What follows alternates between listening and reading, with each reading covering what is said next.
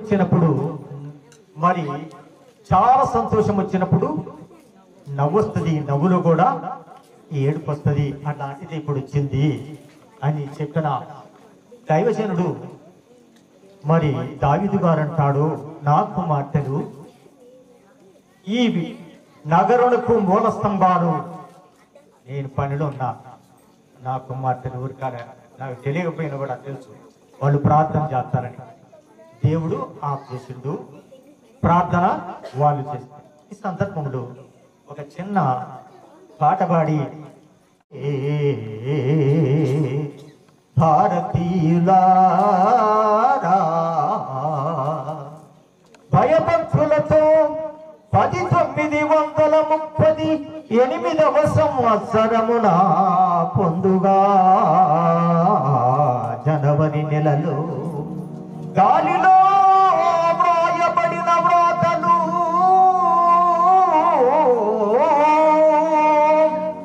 Bible machine యొక్క భవ్య చరిత్ర వినరే భారతీయులారా. అంత చరిత్ర నేను చెప్పడం నాకు సంతోషం. వచనుడని చూడగా గురిపెట్టినాడండి దైవజనుడు. ధవళాక్షరముల ముద్ర బైబిలు మిషన్ బహు ఓటముగా చదివే దేవాదేవుడు మనలను మిమ్మలను దీవించును గాక. 2 నిమిషాలు పర్మిషన్ అడుగుతుందా? నా సంఘముతో కొన్ని మరి గత కాలం నుంచి నా సంఘము నేను దైవ ప్రార్థన చేసి ధైర్యంతో విశ్వసించున విశ్వీకరింపవచ్చు. ఆ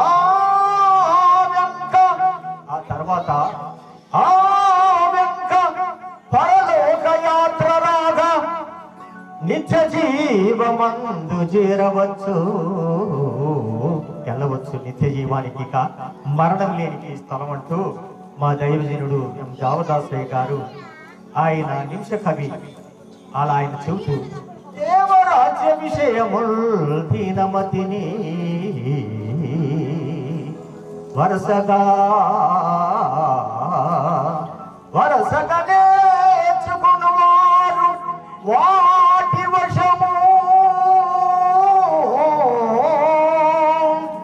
దానముల్ వాటి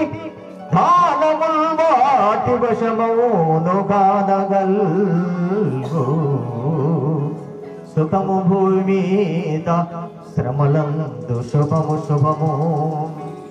ఇప్పుడు దైవజనులకు క్రీస్తుమూర్తిగా దుష్టుల ఆలోచన చొప్పున నడవక, పాపుల మార్గమున నిలవక, అపహాసకులు కూర్చుండు చోటను కూర్చుండక, యెహోవా ధర్మశాస్త్రమును ఆనందించుచు దివారాత్రము దానిని ధ్యానించువాడు ధన్యుడు. అతడు నీటి కాలంలో ఎవరను నాటబడినదై ఆకువాడక తన కాలమందు ఫలమిచ్చు చెట్టు వలె ఉండును. ఆయన చేయనదంతయు సఫలమగును. దుష్టులు అలాగన నుండక గాలి చెదరగొట్టు పొట్టువలే ఉందరు. కాబట్టి న్యాయ విమర్శలో దుష్టులను, నీతిమంతుల సభలో పాపులను నిలువరు. నీతిమంతుల మార్గము యెహోవాకు తెలియను, దుష్టుల మార్గము నాశనమునకు నడబడును. చదువుకున్న కీర్తన.